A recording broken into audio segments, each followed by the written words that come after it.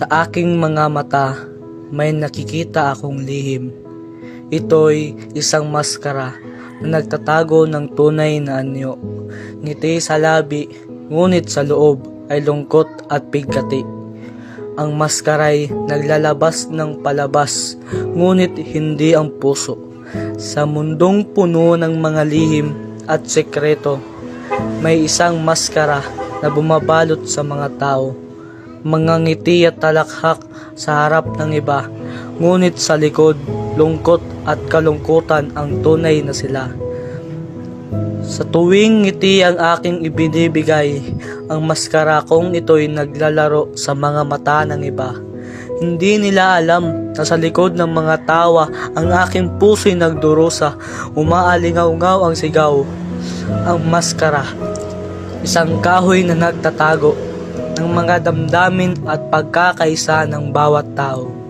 Ito'y ginagamit upang itago ang mga sugat, ngunit sa huli ang katotohanan ay naisusumbat. Ang maskara na sinusuot tuwing araw, nagbibigay ng kulay at kasiyahan sa paligid.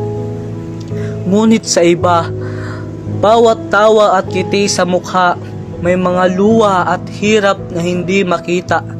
Ngunit sa bawat paglubog ng araw, ang maskara'y aking itinatanggal at iniiwan. Dito ko natutunan na ang tunay na pag-ibig ay hindi dapat itago. Dapat ito'y buong puso ring ibigay. Sa mundong puno ng mga maskara, paano mo malalaman kung sino ang tunay na tao? Kailangan ba magtiwala sa mga ngiti at halakhak o hanapin ang katotohanan sa mga mata at salita? Ilang beses na ba nating pinili ang maging isa sa mga taong may maskara? Ngunit sa bawat pagkakataon na ito'y ginawa, nalaman natin na ang maskara ay isang pambihira. Siguro, hindi lamang ako ang may maskara sa mundo na puno ng pagtatago at pagkukunwari.